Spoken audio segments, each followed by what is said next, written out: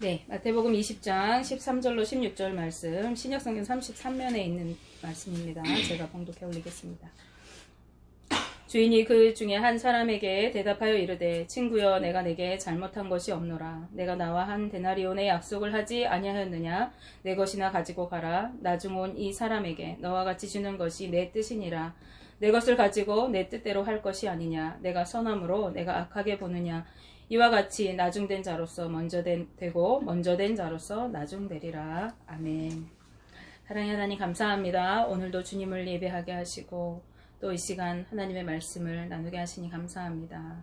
하나님, 귀한 말씀을 두렵고 떨림으로 섭니다. 주님, 우리 가운데 하나님의 음성 듣기를 원하오니 주님, 이 말씀 가운데서도 하나님의 음성이 들려지게 하시고 그 음성에 순종하여 걸어갈 때 하나님의 뜻을 이루어드리는 거룩하고 복된 삶이 되어질 수 있도록 우리 모두를 축복하여 주옵소서. 예수님의 이름으로 기도합니다. 아멘. 네, 오늘은 감사하지 못하는 이유라는 제목으로 우리가 말씀을 함께 나누려고 합니다. 네, 우리 돌아오는 주일이 우리 교회력으로 볼 때에 큰 절기 중 하나인 추수감사 주일이 되겠습니다. 교회의 한 해를 마무리하는 것은 11월 말이 되면은 이제 교회는 모든 행정적인 것들이 다 맞춰지게 되는데요.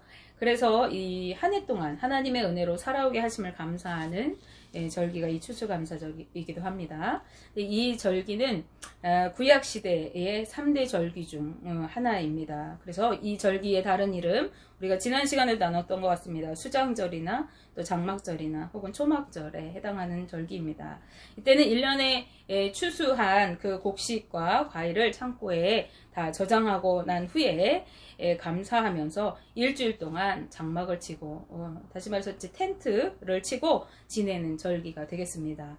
예, 이 말씀을 지난 설교 시간에도 했던 기억이 있습니다. 그런데 이 기간 동안에는 한 해 동안 이 농사를 지을 수 있도록 비를 주시고 바람을 주시고 또 지켜주신 큰 풍랑 같은 것들이 없도록 지켜주신 그 하나님의 은혜를 이 감사하는 절기, 그래서 추수를 무사히 마칠 수 있도록 하신 그 절기를 감사하는 의미를 담고 있습니다. 그런데 그것뿐만 아니라 이 풍요로운 추수의 상황 가운데에서 이 수장절, 장막절은 옛적을 기억하면서 지키는 절기가 되겠어요.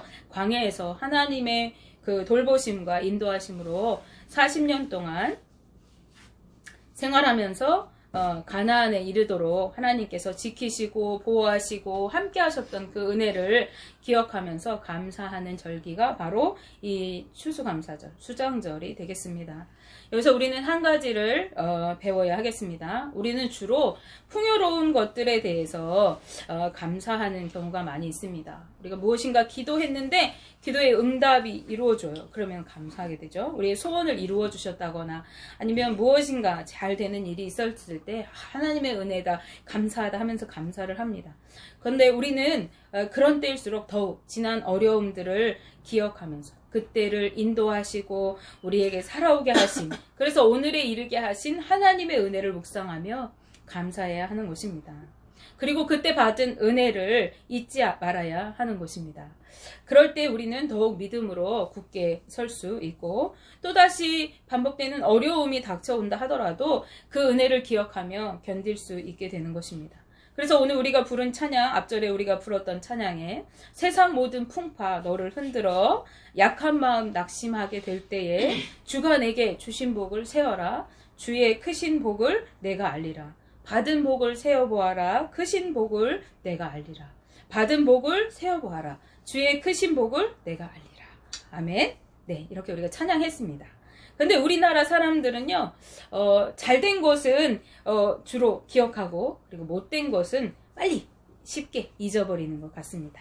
그래서 우리 집안은 과거에 고관 대작의 집안이었어, 아니면 혹은 우리 가문은 왕가의 가문이었어 라는 그런 말들은 어느 집이나 하나씩 가지고 있는 레파토리가 되겠어요.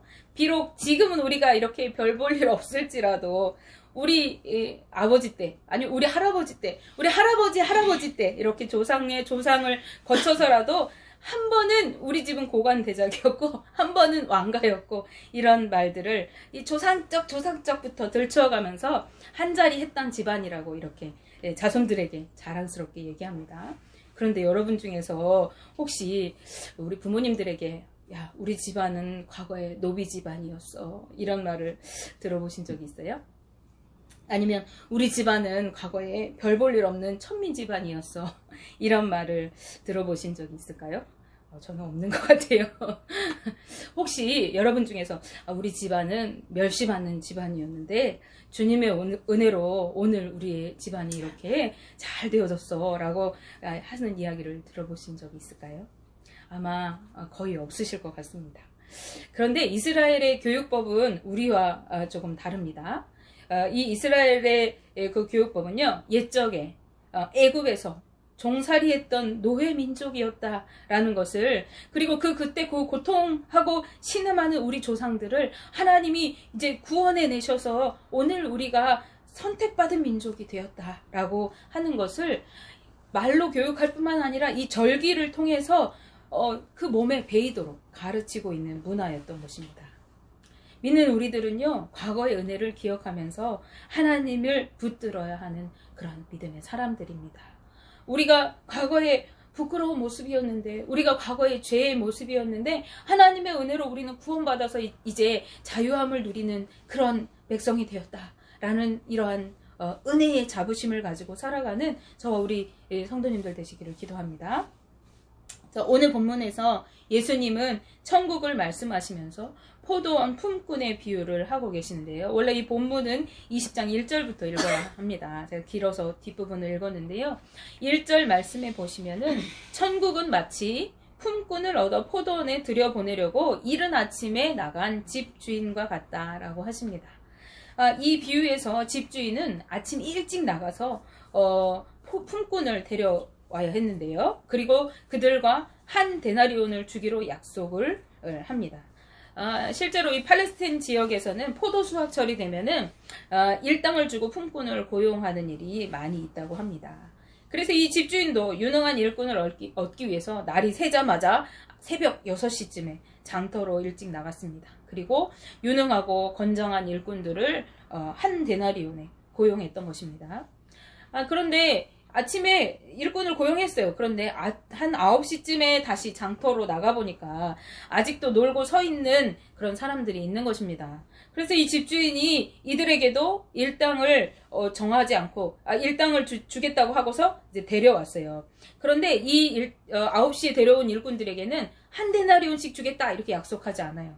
대신 내가 공정한 임금을 쳐주겠다라고 이렇게 약속합니다. 집주인에게 이 마땅한 대가를 지불해 주겠다 하는 약속을 받은 이들은요, 새벽부터 이때까지 서 있었던 그런 처지였잖아요. 그래서 이제 이 집주인의 그 말을 내가 공정하게 대가를 지불하겠다 하는 것을 믿고 이제 그 일터로 가는 거예요. 이들이 집주인한테 우리 얼마 줄 거예요? 물었다는 내용이 없습니다. 우리 이 정도는 줘야 됩니다. 이렇게 요구했다는 내용도 없어요. 여기까지 기다렸던 이 일꾼들은 주인이 약속해주는 그 약속을 믿고 순순히 순종하면서 나아갔죠. 그 일터로 나아갔던 것입니다. 그런데 집주인이 여기에서 끝나지 않고 난 12시에 그리고 오후 3시에 또 나가서 똑같은 방법으로 품꾼을 데려다가 일을 시키는 것입니다. 이쯤 되면은 우리는 이제 일꾼이 많이 데려왔으니까 그만 데려와도 이제 안 불러와도 되겠다 하는 생각이 들 법도 한데, 이 주인은 일을 마칠 시간이 얼마 남지 않았는데 오후 5시가 됐어요. 그런데 장터로 또 나갔습니다. 그런데 그때까지도 거기에서 서 있는 사람들이 있었던 거죠. 그때 주인이 말합니다. 너희는 어째서 하루 종일 일도 안 하고 여기 이렇게 서 있느냐라고 집주인이 말합니다. 그래서 품꾼들이 대답해요. 아무도 우리를 품꾼으로 써주지 않아서 그렇습니다. 아침에 일찍 불려갔던 사람들은 어떤 사람은 일도 빨리빨리 하고 능력도 있고 건장하고 좋은 사람들이에요. 그 사람들은 임금을 약속받고 일터로 갔습니다. 그리고 조금 부족한 사람들, 좀 힘이 없어 보이는 사람들 9시에 또 12시에 3시에 불려갔어요. 그런데 5시까지 이들은 장터에서 아무리 기다려도 아무도 나를 불러주는 사람이 없어요. 이들은 아마 힘이 너무 없거나 너무 말랐거나 또 어디가 불구이거나 이런 아마 능력이 없는 사람들이었을 거예요. 그런데 이 말을 들은 집주인은 그들을 딱하게 여겼어요. 그래서 그들에게도 일할 기회를 줍니다. 그리고 이제 날이 저물었어요. 그래서 주인은 이제 청지기를 불러다가 임금을 지불하기 시작하는데 나중에 온 사람부터 임금을 지불하게 합니다. 여기서 하나님의 나라의 방법을 우리가 볼 수 있어요. 세상 사람들은 어때요? 돈 많이 받고 능력 있고 그런 사람들 먼저 불러가지고 임금 챙겨주고 그 다음에 이제 조금 못한 사람들 주고 이렇게 하는데 하나님의 법은 달랐던 거예요. 그래서 대우받지 못하는 늦게 온 그 사람부터 이제 임금을 주는데 한 데나리온을 줍니다. 이 사람들이 얼마나 감사했겠어요. 하루 종일 자신을 써주지도 않는 그런 처지였는데 하나님께서 그런 자신을 불러다가 그것도 잠깐 1시간 일했는데 하루 일당을 다 쳐주는 거죠. 너무 감사함으로 돌아갔을 겁니다. 그런데 이 임금 지불하는 모습을 봤던 그런 사람들이 있었죠. 맨 처음에 왔던 사람들. 이 사람들이 기대를 하고 있을 거예요. 저 조금밖에 일하지 않은 사람들이 한 데나리온이나 받았는데 우리는 새벽 일찍 와서 일했으니까 우리는 더 많이 받겠지? 하고 기대를 했을 겁니다. 이들은 많이 받을 생각에 아마 기분이 너무 좋았을 거예요. 그런데 자신들의 순서가 되었어요. 그런데 자신들에게도 똑같이 한 데나리온씩 주는 거예요. 그래서 그들은 주인을 원망하기 시작했다고 성경은 기록하고 있습니다. 아니, 나중에 온 사람들이 1시간밖에 일하지도 않고 한 데나리온씩 받았는데 하루 종일 그것도 더운 땡볕에 힘들게 일한 우리들을 그들하고 똑같이 주면 어떡합니까? 이렇게 주인한테 항의했던 거죠. 생각해보면요, 이들의 말이 맞는 말인 것 같아요. 그렇지 않아요? 이들은 유능한 사람들이었어요. 그래서 가장 먼저 일꾼으로 뽑혔고 또 하루 종일 더위 속에서 열심히 일했습니다. 그러기에 세상의 가치관으로 보면은 이들은 더 많이 대우받아야 하고 더 많은 대가를 받는 것이 정당해 보입니다. 그런데 이들이 기억하지 못했던 것들이 있어요. 그거 뭐냐면 주인하고 약속을 맺었다는 거예요. 약속을 맺었어요. 20장 13절 말씀해 보시면 주님이 그 중에 한 사람에게 대답하여 이르되 친구여 내가 내게 잘못한 것이 없노라 내가 나와 한 데나리온의 약속을 하지 아니하였느냐 라고 주인이 말씀합니다. 그렇습니다. 그들은 한 데나리온을 받기로 주인과 계약을 맺었어요. 그리고 포도원에 들어왔던 것입니다. 그리고 이 한 데나리온이라는 금액은요, 당시 노동자들의 하루 일당이었다고 하고요. 그리고 어느 주석서를 보니까 당시에 그 숙박업소의 숙박 비용이 20분의 1 데나리온이었다고 해요. 그러니까 하루 숙소 묵는 것에 20배를 받은 것이니까 적은 돈은 아닙니다. 근데 그들은요, 처음 주인이 일당을 주기로 약속하고 일을 맡겼을 때에 얼마나 기쁘고 감사했겠어요. 나 이제 오늘 일할 수 있게 됐어. 감사하면서 기쁨으로 그 포도원에 들어갔을 것입니다. 그리고 그들은 그 기쁜 마음으로 열심히 일을 했을 것입니다. 그런데 자기보다 늦게 온 사람들이 자기와 똑같은 일당을 받은 것을 보자 그들은 이 기쁨과 감사를 잃어버렸습니다.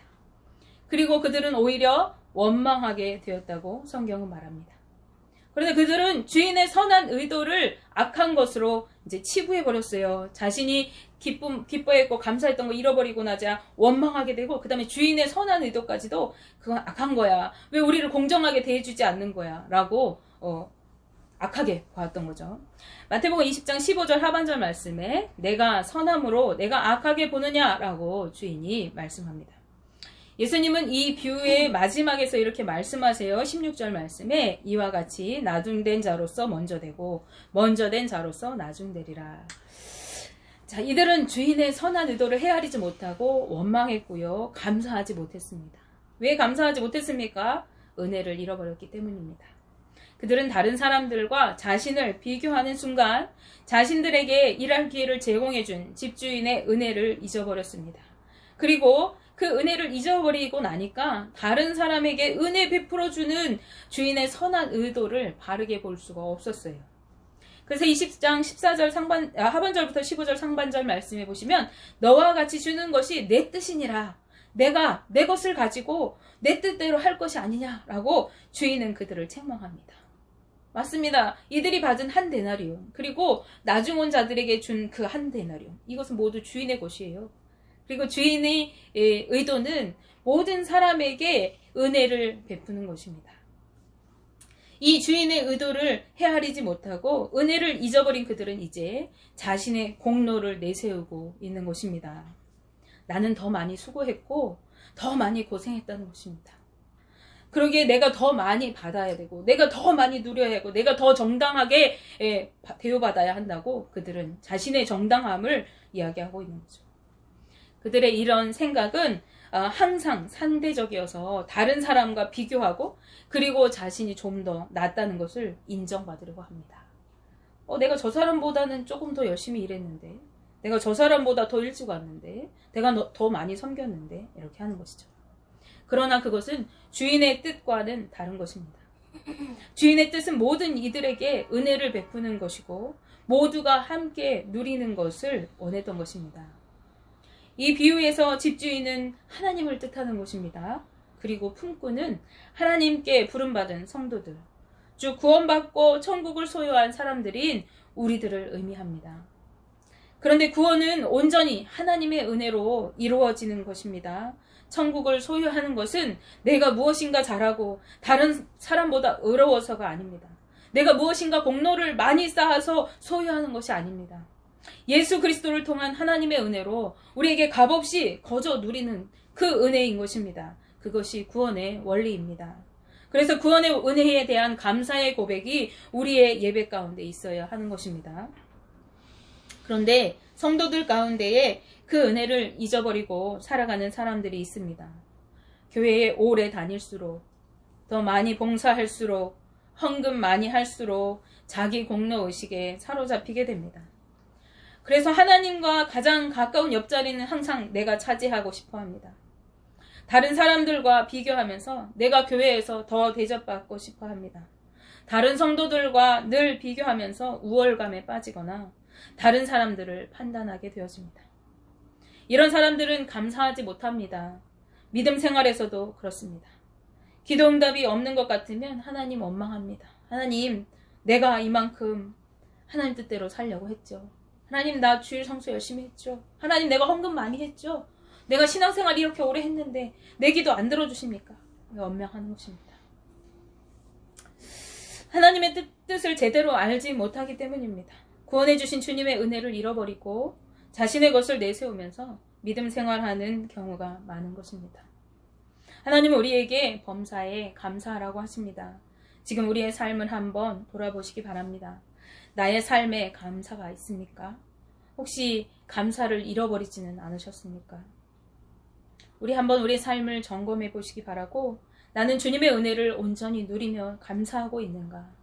이 감사의 계절에 저와 여러분들의 삶에 구원의 은혜와 그 감격의 감사가 회복되어지고 하나님의 은혜를 온전히 누리는 믿음의 삶이 되시기를 주님의 이름으로 기도드립니다. 기도하겠습니다.